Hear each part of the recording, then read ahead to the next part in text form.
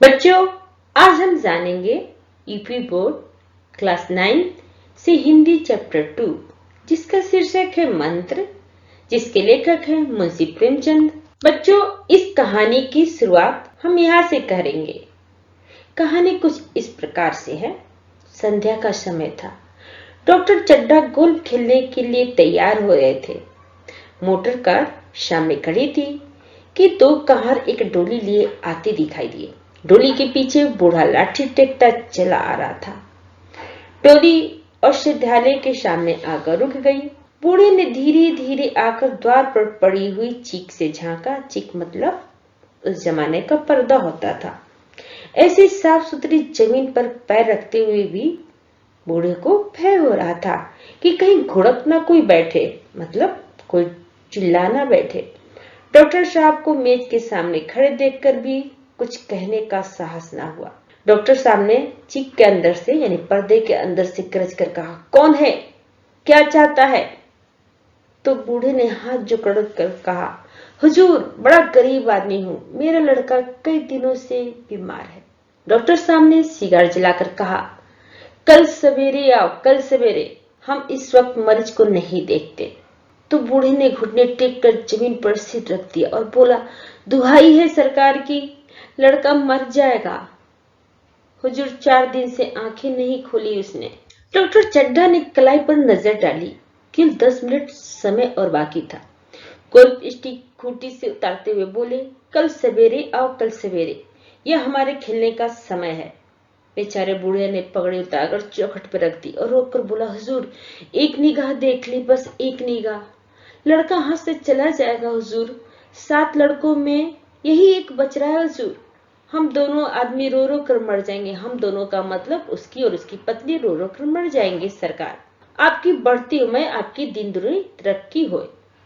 ऐसे उजड़ देहाती प्राय रोज आया करते हैं, डॉक्टर साहब ने कहा। डॉक्टर साहब उनके स्वभाव से खूब परिचित थे। कोई कितना ही कुछ कहे पर वे अपनी ही रट लगाते जाएंगे, किसी की सुनेंगे नहीं। धीरे से चीख उठाई और बाहर निकलकर मोटर की तरफ चले।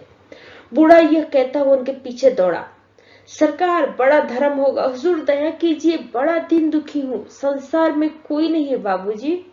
मगर डॉक्टर साहब ने उसकी और मुंह फेर कर देखा तक नहीं। मोटर पर बैठकर बोले, कल सवेरे आना।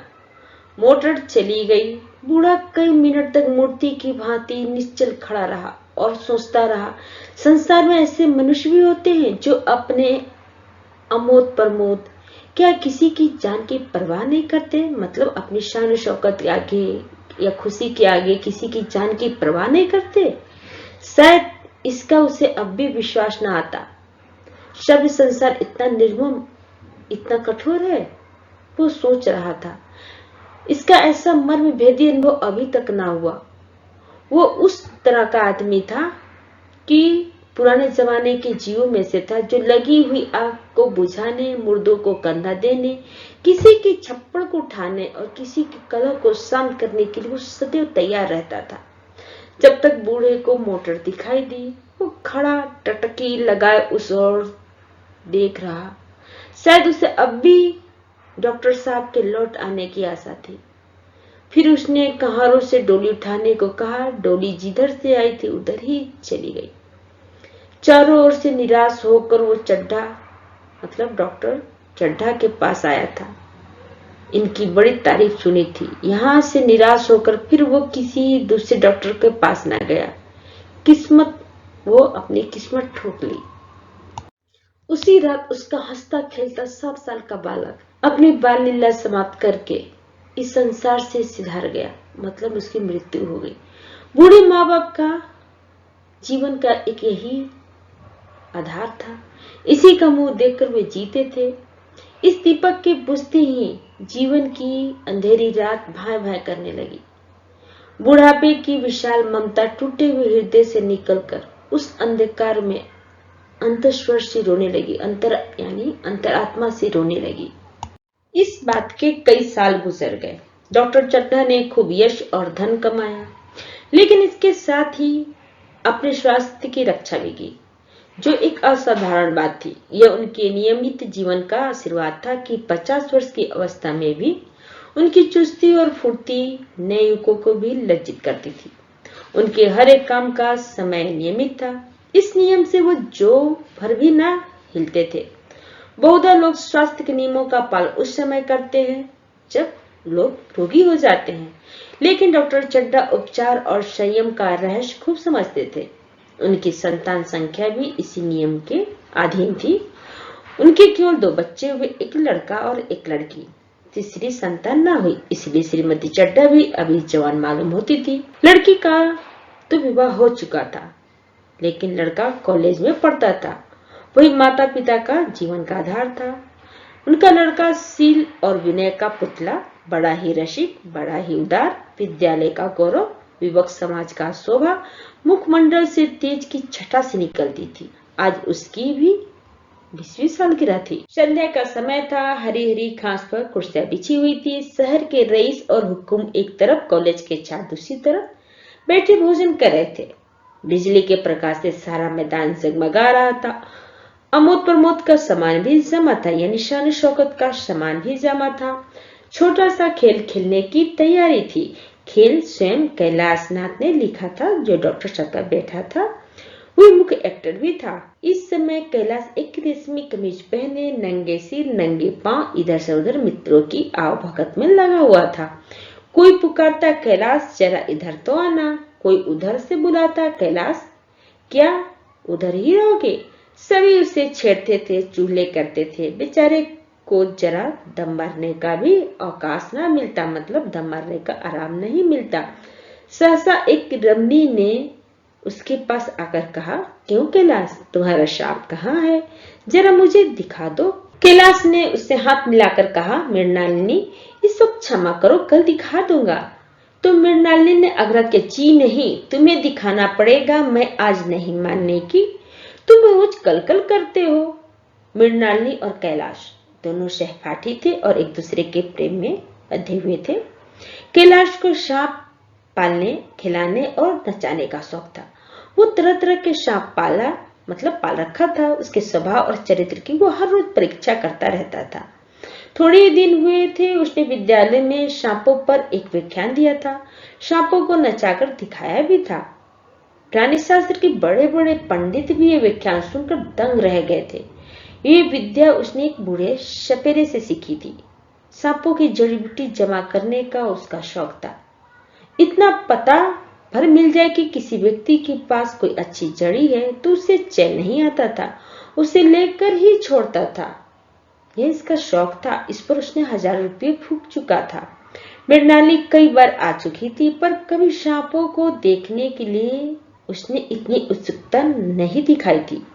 यह कह नहीं सकती कि आज उसकी उत्सुकता सचमुच जाग गई थी या कैलाश पर अपने अधिकार का प्रदर्शन करना चाहती थी, पर उसका आग्रह बेमौका था। उस कोठरी में कितनी भीड़ लग जाएगी, भीड़ को देखकर सांप कितने चौंकेंगे और रात के समय उन्हें छेड़ा जाना कितना बुरा लगेगा। इन बातों का उसे जरा भी ध्यान न आया। कैलाश ने कहा, नहीं, कल जरूर दिखा दूंगा। इस वक्त अच्छी तरह दिखा भी ना सकूंगा, कमरे में तिल रखने की भी जगह नहीं मिलेगी। एक महाशय ने छेड़कर कहा, दिखा क्यों नहीं देते, जरा सी बात के लिए इतना टाल मटोल कर रहे हो। मिस्टर गोविंद हरगिज ना मानना, देखें कैसे नहीं दिखाते।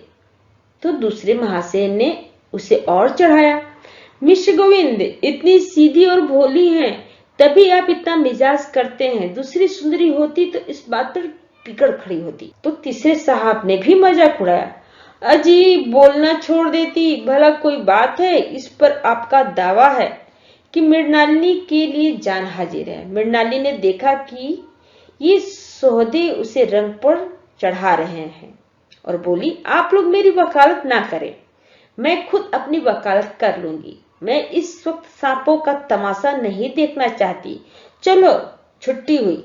इस पर मित्रों ने ढाका लगाया। एक साहब बोले, देखना तो आप सब कुछ है, पर कोई दिखाए भी तो।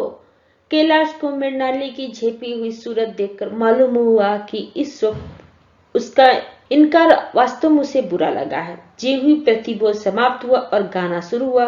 उसने मृणालिनी और अन्य मित्रों को सांपों के दरबे के सामने ले जाकर खड़ा किया और महुवर बजाना शुरू किया। फिर एक एक खाना खोलकर एक एक सांप को निकालने लगा। वाह क्या कमाल है। ऐसे जान पड़ता है कि वे कीड़े उसकी एक एक बात, उसके मन का एक एक भाव समझते हैं। किसी को उसने उठा लिया, किसी को गर्दन में डाल दिया, किसी को हाथ में लपेट लिया। मृणालिनी बार बार मना करती कि उन्हें गर्दन में न डालो, दूर ही से दिखा दो, बस जरा नचा दो। कैलाश की गर्दन में सांपों को लिपटते देखकर उसकी जान निकल जाती थी। वो पछता रही थी कि मैंने व्यर्थ में ही इनसे सांप दिखाने को कहा, मगर कैलाश एक न सुनता था। प्रेमिका के सम्मुख अपने सर कला का प्रदर्शन का ऐसा अवसर पाकर वो ऐसे समय को चूकना नहीं चाहता था। एक मित्र ने टोका कि उसने दांत तोड़ डाले होंगे। कैलाश हंसकर बोला, दांत तोड़ डालना मदारियों का काम है, किसी के दांत नहीं तोड़े गए हैं। कहिए तो दिखा दूं। कहकर उसने एक काले सांप को पकड़ लिया और बोला, मेरे पास इससे बड़ा और जहरीला सांप नहीं है, मगर किसी को काट ले तो आदमी आनन फानन में मर जाए, लहर भी ना आए। इसके काटे का मंत्र नहीं, इसके दांत दिखा दूं। मृणालिनी ने उसका हाथ पकड़कर कहा, नहीं नहीं कैलाश, ईश्वर के लिए इसे छोड़ दो, तुम्हारे पैर पड़ती हूँ। इस पर दूसरे मित्र बोले, मुझे तो विश्वास नहीं आता, लेकिन तुम कहते हो तो मान लूंगा। कैलाश ने सांप के गर्दन पकड़कर कहा, नहीं साहब, आप आंखों से देखकर मानिए। दांत तोड़कर वश में किया तो क्या किया। सांप बड़ा समझदार होता है। अगर उसे विश्वास हो जाए कि इस आदमी ने मुझे कोई हानि ना पहुंचेगी, मतलब इस आदमी से मुझे कोई हानि ना पहुंचेगी, तो वो उसे हरगिज न काटेगा। मृणालिनी ने जब देखा कि कैलाश पर इस वक्त भूत सवार है, तो उसने तमाशा न करने का विचार से कहा, अच्छा भाई, अब यहाँ से चलो, देखो गाना शुरू हो गया है, आज मैं भी कोई चीज सुनाऊंगी। ये कहते हुए उसने कैलाश का कंधा पकड़कर चलने का इशारा किया और कमरे से निकल गई। मगर कैलाश विरोधियों का शंका समाधान करके ही दम लेना चाहता था। उसने सांप की गर्दन पकड़कर जोर से दबाई, इतनी जोर से दबाई कि उसका मुंह, मतलब सांप का मुंह लाल हो गया। देह की सारी नसें तन गई। सांप ने अब तक उसके हाथों से ऐसा व्यवहार होते हुए न देखा था। उसकी समझ में न आता था कि वो मुझसे क्या चाहते हैं। उसे शायद भ्रम हुआ कि यह मुझे मार डालना चाहता है, अतः वो आत्मरक्षा के लिए तैयार हो गया। कैलाश ने उसकी गर्दन खूब दबाकर मुंह खोल दिया और उसकी जहरीले दांत दिखाते हुए बोला, जिन सज्जनों को शक हो आकर देख ले, आया विश्वास या अब भी कुछ शक है। मित्रों ने आकर उसके दांत देखे और चकित हो गए। प्रत्यक्ष प्रमाण के सामने संदेह को स्थान कहाँ। मतलब जब प्रत्यक्ष प्रमाण सामने हो तो संदेह की संभावना कहाँ रहती है। मित्रों का शंका निवारण करके कैलाश ने सांप की गर्दन ढीली कर दी और उसे जमीन पर रखना चाहा, पर वो काला गेहूं क्रोध से पागल हो रहा था। गर्दन नरम पड़ते ही उसने सिर उठाकर कैलाश की उंगली में जोर से काटा और वहां से भाग निकला। कैलाश की उंगली से टप टप खून टपकने लगा। उसने जोर से उंगली दबा ली और अपने कमरे की तरफ दौड़ा। वहां मेज की दराज में एक जड़ी रखी हुई थी। इसे पीसकर लगा देने से घातक विष भी रफू हो जाता था। मित्रों में हलचल बढ़ गई। बाहर महफिल में भी खबर हो गई। डॉक्टर साहब घबराकर दौड़े। फौरन उंगली की जड़ कसकर बांधी गई और जड़ी पीसने के लिए दी गई। डॉक्टर साहब जड़ी के कायल न थे। वो उंगली का डसा भाग नस्तर से काट देना चाहते थे, मगर कैलाश को जड़ी पर विश्वास था। मृणालिनी पियानो पर बैठी हुई थी। यह खबर सुनते ही दौड़ी और कैलाश की उंगली से टपकते हुए खून को रुमाल से पोंछने लगी। जड़ी पीसी जाने लगी, पर उसी एक मिनट में कैलाश की आंखें झपकने लगी। होठों पर पीलापन दौड़ने लगा, यहाँ तक कि वो खड़ा ना रह सका और फर्श पर ही बैठ गया। सारे मेहमान कमरे में जमा हो गए। कोई कुछ कहता था तो कोई कुछ। इतने में जड़ी पीस कर आ गई। मृणालिनी ने उंगली पर लेप किया। 1 मिनट और बीता। कैलाश की आंखें बंद हो गई। वो लेट गया और हाथ से पंखा झलने का इशारा किया। मां ने दौड़कर उसका सिर गोद में रख लिया और बिजली का टेबल फैन लगा दिया गया। डॉक्टर साहब ने झुककर पूछा, कैलाश कैसी तबीयत है। कैलाश ने धीरे से हाथ उठा दिया मगर कुछ बोल ना सका। मृणालिनी ने करुण स्वर में कहा, क्या जड़ी कुछ असर ना करेगी? डॉक्टर साहब ने सिर पकड़कर कहा, क्या बताऊं, मैं इसकी बातों में आ गया, अब तो नस्तर से भी कुछ फायदा ना होगा। आधा घंटा तक यही हाल रहा। कैलाश की दशा प्रति क्षण बिगड़ती ही जाती थी, यहाँ तक उसकी आंखें पथरा गई, हाथ पांव ठंडे हो गए, मुंह की कांति मलिन पड़ गई, नाड़ी का कहीं पता नहीं, मौत के सारे लक्षण दिखाई देने लगे। घर में कोहराम मच गया। मृणालिनी एक और सिर पीटने लगी, माँ अलग पछाड़ खाने लगी। डॉक्टर चड्ढा को मित्रों ने पकड़ लिया, नहीं तो वो भी नस्तर अपनी गर्दन में डाल लेते। एक महाशय बोले, कोई मंत्र झाड़ने वाले मिले तो संभव है अभी भी जान बच जाए। एक मुसलमान सज्जन ने इसका समर्थन किया, अरे साहब, कब्र में पड़ी हुई लाशें जिंदा हो गई हैं, ऐसे ऐसे बाकमाल पड़े हुए हैं। डॉक्टर चड्ढा बोले, मेरी अक्ल पर पत्थर पड़ गया था, किसकी बातों में मैं आ गया। नस्तर लगा देता तो ये नौबत क्यों आती। बार बार समझाता रहा कि बेटा सांप ना पालो, मगर कौन सुनता था। बुलाइए, किसी झाड़ फूक करने वालों को बुलाइए, मेरा सब कुछ ले ले, मैं अपनी सारी जायदाद उसके पैरों में रख दूंगा, लंगोटी बांधकर घर से निकल जाऊंगा, मगर मेरा कैलाश, मेरा प्यारा कैलाश उठ बैठे। ईश्वर के लिए किसी को बुलाइए। एक महाशय का किसी झाड़ने वाले से परिचय था, वो दौड़कर उसे बुला लाए, मगर कैलाश की सूरत देखकर उसे मंत्र चलाने की हिम्मत न पड़ी। बोला, अब क्या हो सकता है सरकार, जो कुछ होना था हो चुका। तो इस पर डॉक्टर साहब बोले, अरे मूर्ख, ये क्यों नहीं कहता कि जो कुछ ना होना था वो हो चुका, जो कुछ होना तो वो कहाँ हुआ। माँ बाप ने बेटे का चेहरा कहाँ देखा। मृणालिनी का कामना तरु क्या पल्लव और पुष्प से रंजित हो उठा। मन के वो स्वर्ण सपने जिसने जीवन का आनंद का स्वर बना हुआ था, मतलब मृणालिनी के मन का जो स्वर्ण स्वप्न था जिनसे जीवन का आनंद मतलब खुशी बना हुआ था, क्या पूरे हो गए। जीवन के नृत्य में तारिका मंडित सागर में आमोद की बहार लुटते हुए क्या उसकी नौका जलमग्न नहीं हो गई। जो ना होना था वो हो गया। वही हरा भरा मैदान था, वही सुनहरी चांदनी एक निःशब्द संगीत के भांति प्रकृति पर छाई हुई थी, वही मित्र समाज था, वही मनोरंजन के समान थे, मगर जहाँ हास्य की ध्वनि थी वहां अब करुण कुंदन और अश्रु प्रवाह थे, मतलब वहां रोना धोना और आंखों से आंसू की प्रवाह था। वहीं शहर से कई मील दूर एक छोटे से घर में एक बूढ़ा और बुढ़िया अंगीठी के सामने बैठे जाड़े की रात काट रहे थे। बूढ़ा नारियल पीता था और बीच बीच में खांसता था।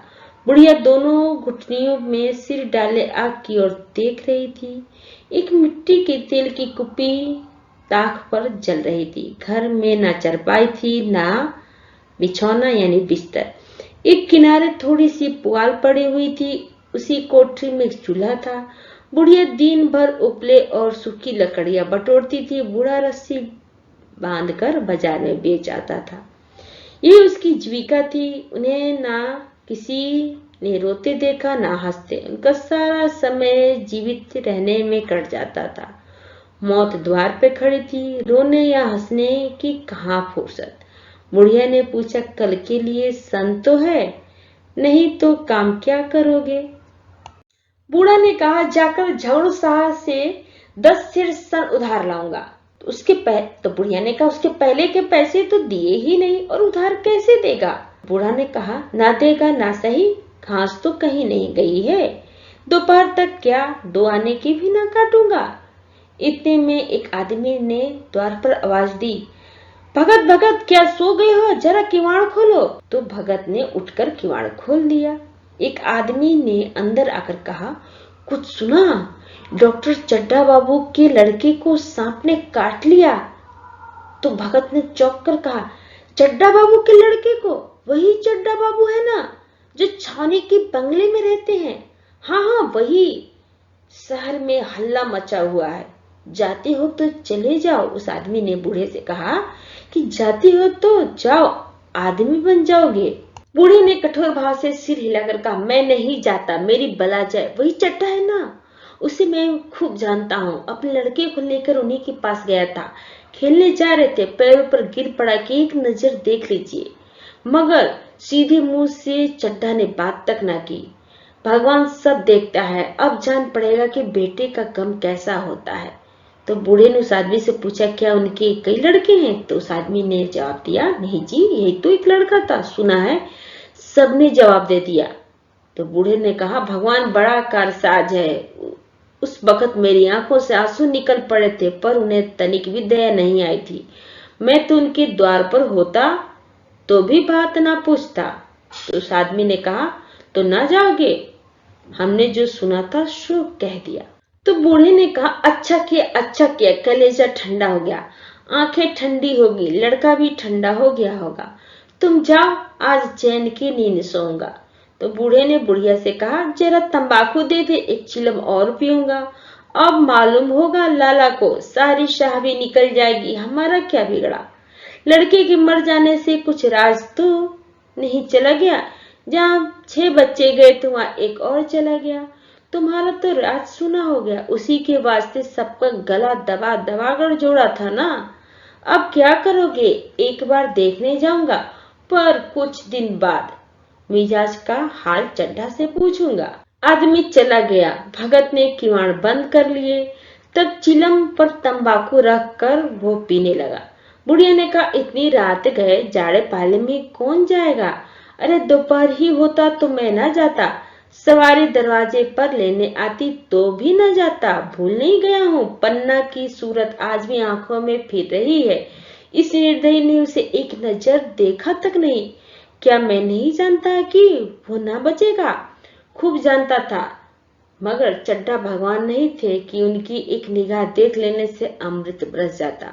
नहीं, खाली मन की दौड़ थी, जरा तसल्ली हो जाती, बस इसलिए उनके पास दौड़ गया था। अब किसी दिन जाऊंगा और कहूंगा, क्यों साहब, कहिए क्या रंग है? दुनिया बुरा कहेगी, कहे, कोई परवाह नहीं।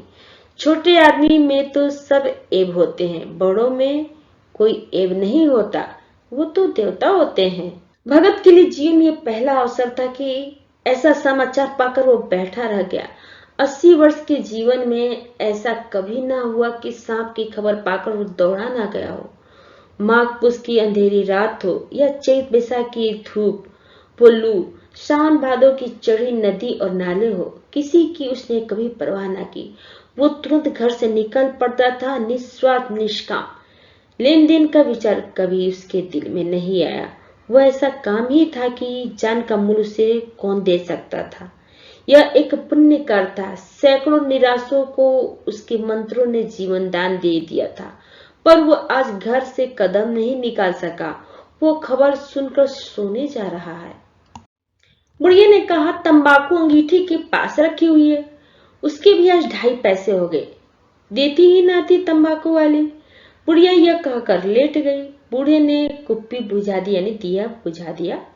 कुछ देर वो खड़ा रहा, फिर बैठ गया। अंत में वो लेट गया, पर यह खबर उसके हृदय पर बोझ की भांति रखी हुई थी। उसे मालूम हो रहा था उसकी कोई चीज खो गई है, जैसे सारे कपड़े गीले हो गए या पैरों में कीचड़ लग गया हो। उसे ऐसा फील हो रहा था जैसे उसके मन में कोई बैठा हो, उसे घर से निकालने के लिए कुरेद रहा हो। बुढ़िया जरा देर में खराटे लेने लगी। दोनों बूढ़ा बूढ़ी बातें करते करते सोते हैं, और जरा सा खटका यानी कुछ भी बजता है तो वो जग जाते हैं। तब भगत उठा, अपनी लकड़ी उठा ली और धीरे से किवाड़ खोले। तो बुढ़िया जग गई। तो बुढ़िया ने पूछा, कहाँ जाते हो?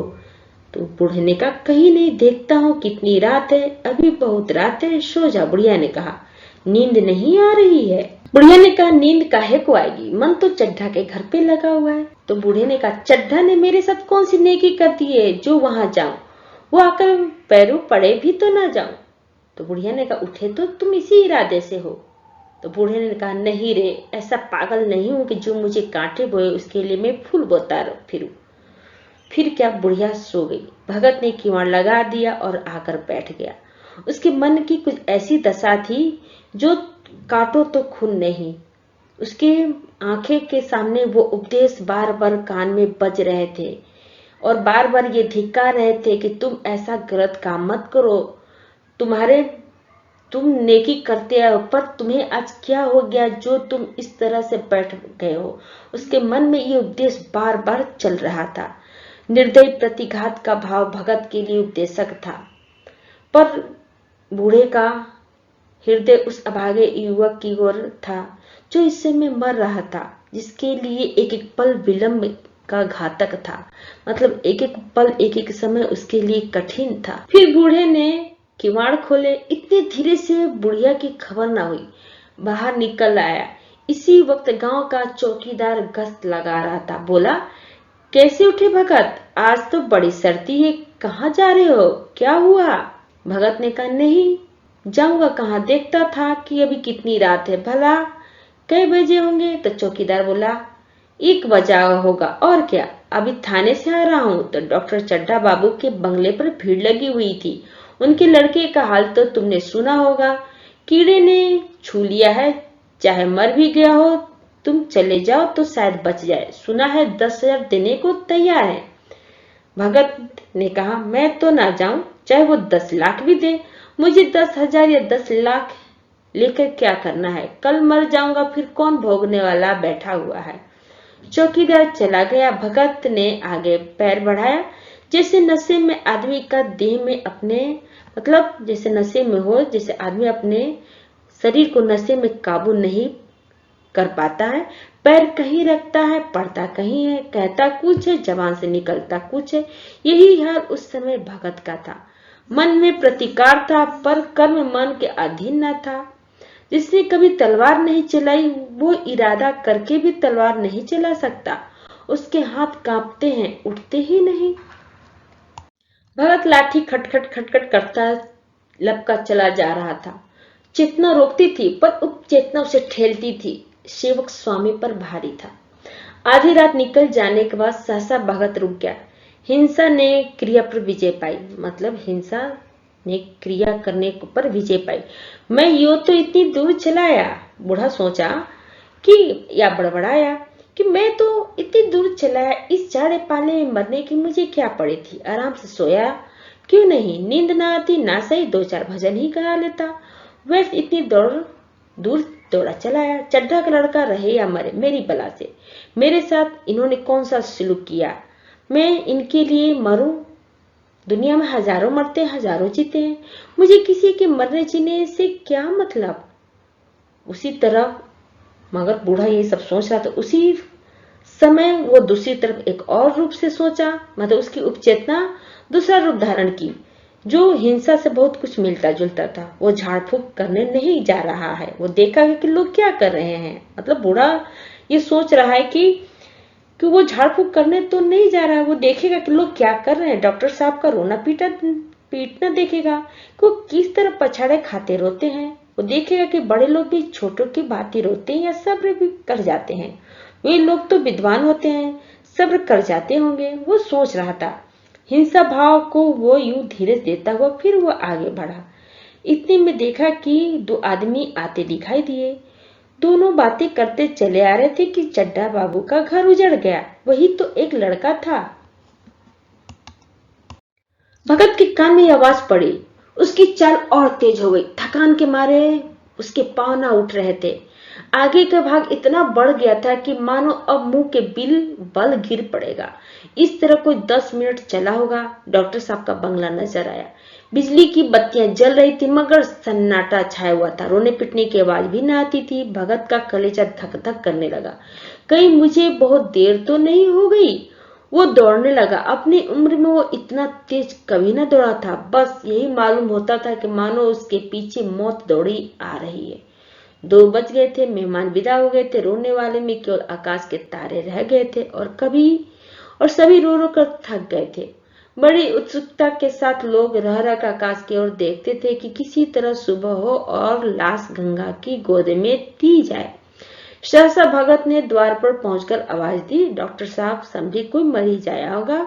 किसी और दिन उन्होंने उस आदमी को धुतकार दिया होता, मगर आज वो बाहर निकला। देखा है कि एक बूढ़ा आदमी खड़ा है, कमर झुकी हुई, पोपला मुंह, भौहें तक सफेद हो गई हैं।